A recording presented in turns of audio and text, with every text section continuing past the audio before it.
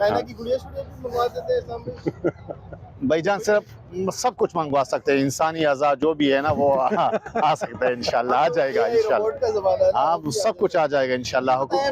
इस्लाम भाई के कितने साल हो गए ये एक्सपीरियंस लेने में आपको, और उसके बाद आप यहाँ पर किंग बन गए यहाँ पे आके, और ब्लैक डायमंड एक तरह से आप चला रहे हैं? भाईजान इस तरह बात है, तकरीबन 2018 से कोरोना से हमने स्टार्ट किया था और इंशाल्लाह अभी तक चल रहा है। हाँ, तो बहुत छोटा टाइम है, इतने छोटे टाइम के अंदर आपने इतना लोग बहुत ज़्यादा इसमें आ गए हैं।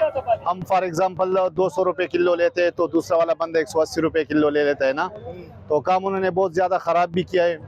ऊपर से हुकूमत पाकिस्तान ने इतने टैक्सेस लगाए हैं कि अभी कुछ बचता नहीं है, मतलब सब लेवल है ना, या लाख रुपए बचता है या 4-5 लाख रुपए तावान होता है उसमें, तो किंग बनना पड़ता है। एक आदमी का शौक हो तो फिर इंशाल्लाह सब कुछ हो जाता है।